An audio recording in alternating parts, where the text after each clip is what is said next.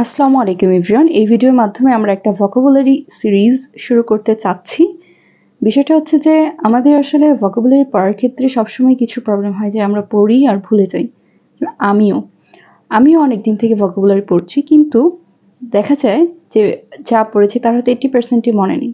তো আসলে ভোকাবুলারিটা কিভাবে পড়লে ভালো হয়? আমরা যে ডিসিপ্লিনেরই স্টুডেন্ট হই না কেন, ইকোনমিক্স, পলিটিক্যাল সায়েন্স কিংবা সায়েন্স, এনিওয়ান, বাট আমাদের সবারই আসলে ভোকাবুলারিগুলো খুবই ইম্পর্টেন্ট। এই ভোকাবুলারিগুলো আমাদের জন্য, আমরা যারা ফিউচারে আইএলটিএস এক্সাম দিব কিংবা হচ্ছে জব প্রিপারেশন নেব, সবার জন্য আমাদের এই ভোকাবুলারিগুলো খুবই গুরুত্বপূর্ণ।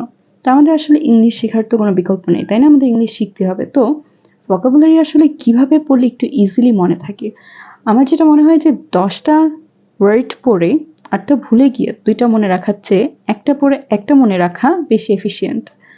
তো আমি চিন্তা করছিলাম কিভাবে পড়লে ভালো হয়, সেই জন্য আমি পার্সোনালি একটু আমি আগে আসলে এত ইমাজিন করতাম না, কল্পনা করে পড়তাম না, বাট এখন মনে হচ্ছে যে কল্পনা করে পড়াটা দরকার। আমি যদি একটা ওয়ার্ড একটা সিনারির মাধ্যমে মনে রাখতে পারি, তো সেটা আসলে খুবই এফিশিয়েন্ট এবং প্রোডাক্টিভ হবে। আমার হচ্ছে পরের বার দেখা যাবে আমার অনেকটা সিনারিটা অন্তত পক্ষে যদি মনে থাকে, আমি ওই ওয়ার্ডের আসলে মূল যেই মিনিং, হয়তো সেম টু সেম আমার মনে নাও থাকতে পারে, বাট মূল মিনিংটা আমি বুঝতে পারবো যে ওয়ার্ডটা দিয়ে কী বোঝাচ্ছে। তাই আসলে একটা সিনারি মাথায় মনে রাখাটা খুবই গুরুত্বপূর্ণ আমার মনে হচ্ছে। তা আমি যেহেতু হচ্ছে শুরু করছি সিনারির মাধ্যমে পড়াটা, তাই আমি চিন্তা করলাম একটু সবার সাথে শেয়ার করা যাক। আমরা এখন আমাদের এই ভিডিওতে 5টা ওয়ার্ড নিয়ে শুরু করব, এরপরে আমরা আস্তে আস্তে আরও করব। আমি মূলত যে বইটা ফলো করছি সেটা হচ্ছে ওয়ার্ড স্মার্টের, যেই ছবিটা দেওয়া আছে 1 and 2 এর, সেই বইটা। তো আমাদের প্রথম ওয়ার্ড হচ্ছে অ্যাবাশ। অ্যাবাশ মানে কি? অ্যাবাশ মানে হচ্ছে to make someone feel embarrassed or self conscious. Abash ওয়ার্ডটা আসলে খুবই কমন। আমরা যখনই ভোকাবুলারি পড়া শুরু করি তখন আসলে এই ওয়ার্ডগুলো দিয়ে অ্যাকচুয়ালি শুরু হয়। তো অ্যাবাশ মানে হচ্ছে কাউকে লজ্জিত করা বা অপ্রস্তুত করে ফেলা। অ্যাবাশ হচ্ছে একটা ভার্ব। এখন আমরা যে সিনারিটা দেখব, যে এরকম কিন্তু আমাদের ক্লাসে অনেক সময় হয়, তাই না? যে একজন টিচার কোনো একটা স্টুডেন্টকে হচ্ছে কোনো একটা কাজের জন্য প্রশংসা করলো, সবাই তার দিকে তাকালো এবং সবাই তালি দেওয়া শুরু করলো। হঠাৎ করে আসলে এই এনভায়রনমেন্টে সেই স্টুডেন্টটা যখন পড়ে, তখন সে আসলে খুবই লজ্জা ফিল করে কিংবা হচ্ছে মানে তৎক্ষণাৎ অপ্রস্তুত হয়ে যায়। তো এটাই আর কি যে অ্যাবাস্টের এক্সপ্লানেশন, যে হঠাৎ করে আসলে লজ্জিত হয়ে যাওয়া বা অপ্রস্তুত হয়ে যাওয়া। এখানে কিন্তু অ্যাবাসের মানে হচ্ছে লজ্জিত করা কিংবা অপ্রস্তুত করে ফেলা। তাই আমরা যদি ইংলিশটার দিকে খেয়াল করি যে হি ওয়াজ অ্যাবেসড, মানে এখানে রাহুলের কথা বলা হচ্ছে যে Rahul was abashed by the praise. Rahul লজ্জিত হয়েছে প্রশংসার কারণে। সো আমাদের এক্সাম্পল সেন্টেন্সটা হচ্ছে Rahul was abashed by the unexpected praise from the teacher.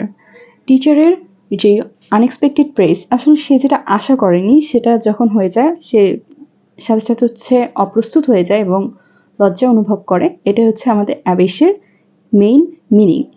তো এটা কিন্তু আসলে কাউকে লজ্জিত করা নেগেটিভ অর্থ হতে পারে, যে কাউকে কোনো একটা ব্যাড কমেন্ট করে তাকে লজ্জায় ফেলে দেওয়া কোনো একটা পরিস্থিতিতে। বাট এই ওয়ার্ডটা অ্যাবাস, এই ওয়ার্ডটা হচ্ছে আমাদের একটা পজিটিভ একটা হচ্ছে মিনিং দেয়। এটা হচ্ছে একটা পজিটিভ ক্ষেত্রে অ্যাবাসটা ইউজ করা হয়। আমাদের সেকেন্ড ওয়ার্ড হচ্ছে অ্যাবেইট। অ্যাবেইট মানে কি? অ্যাবেইট মানে হচ্ছে কোনো কিছু আসলে বেশি ছিল, এরপর আস্তে আস্তে ওটা কমে যাওয়া বা হ্রাস পাওয়া। Okay, to become less strong or intense, to decrease. অর্থাৎ আমরা যদি জাস্ট ডান পাশের ওপরের গ্রাফিক্সটার দিকে তাকাই, তাহলে বিষয়টা আসলে ক্লিয়ার হবে যে অ্যাবেইটস মানে হচ্ছে কি কোনো একটা কিছু বেশি ছিল, মানে স্ট্রং ছিল, সেটা আস্তে আস্তে কি হলো, আস্তে আস্তে হচ্ছে নিচে দিকে নেমে গেল, মানে লেস স্ট্রং হলো। এটাই হচ্ছে কি অ্যাবেইটস, মানে হ্রাস পাওয়া কিংবা কমে যাওয়া। To decrease, to reduce. Okay, আমরা যদি সিনারিটা দেখি যে অনেক বেশি বৃষ্টি হচ্ছিল, এরপরে কি হলো, দ্য রেইন স্টার্টেড টু অ্যাবেইট, মানে কি হলো, বৃষ্টি কমে যেতে শুরু করেছিল। যখন বৃষ্টি কমে গেল তখন আকাশ ক্লিয়ার হয়ে গেল, তখন সূর্য দেখা দিল। এটাই হচ্ছে আমাদের অ্যাবেইটের মিনিং। অ্যাবেইটও কিন্তু একটা ভার্ব, কমে যাওয়া কিংবা হ্রাস হওয়া। কোনো একটা কিছু অনেক স্ট্রং পর্যায়ে ছিল, সেটা আস্তে আস্তে হচ্ছে রিডিউস হয়ে গেছে, ডিক্রিজ হয়ে গেছে। এটাই হচ্ছে আমাদের অ্যাবেইট। আমরা আমাদের এক্সাম্পল সেন্টেন্সটার দিকে যদি তাকাই, the anger in his voice slowly began to abate after the discussion.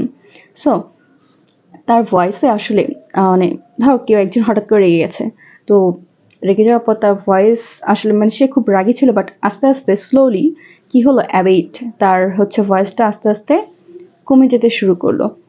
তার ভয়েসের মধ্যে তার অ্যাঙ্গার যেটা ছিল, রাগটা ছিল, সেটা আসলে কমে যেতে শুরু করলো। এটাই বলা হচ্ছে কি, প্রথমে বেশি ছিল বাট আস্তে আস্তে কমে যায়, যেটা সেটা টু রিডিউস, টু ডিক্রিজ অথবা calm down.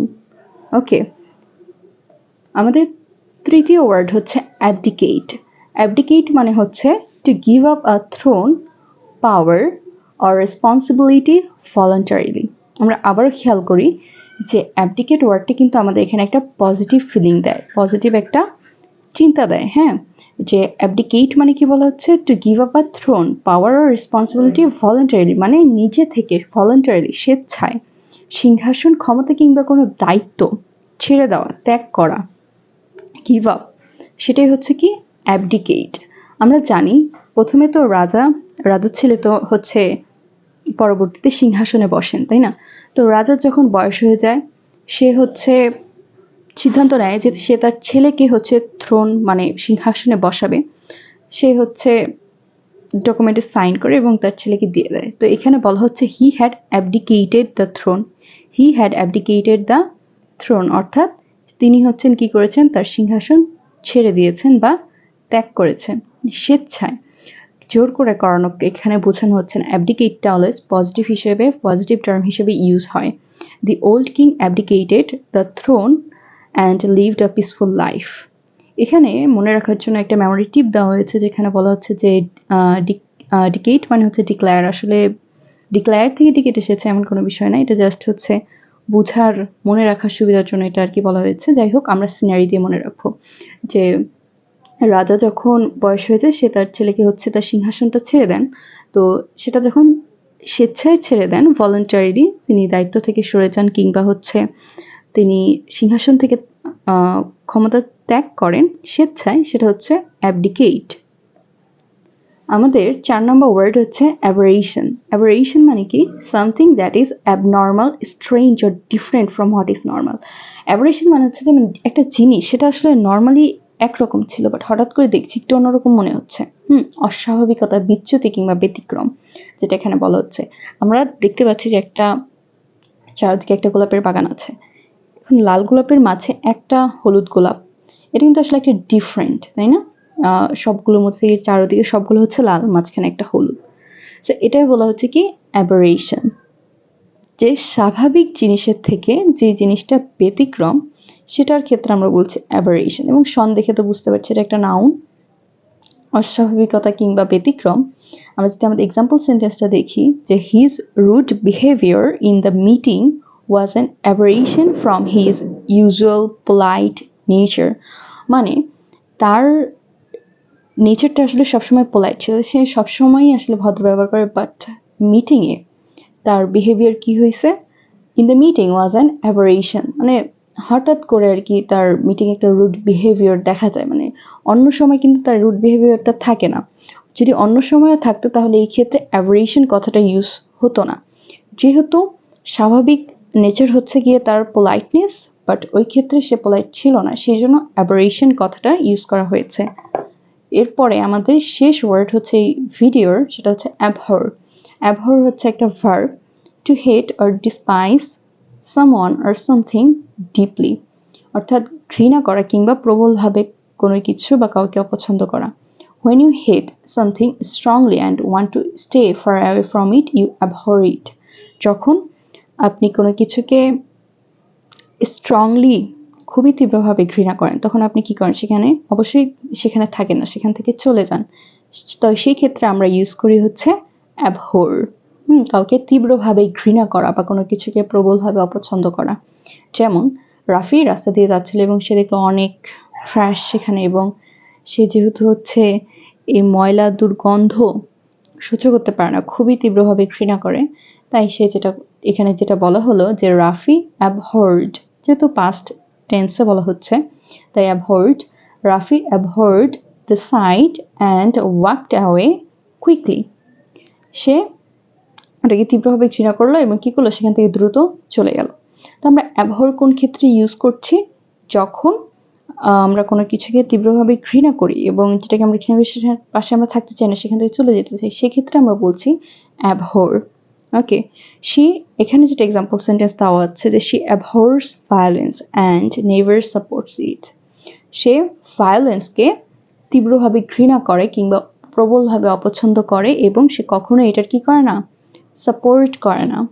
So abhor is when you hate something deeply.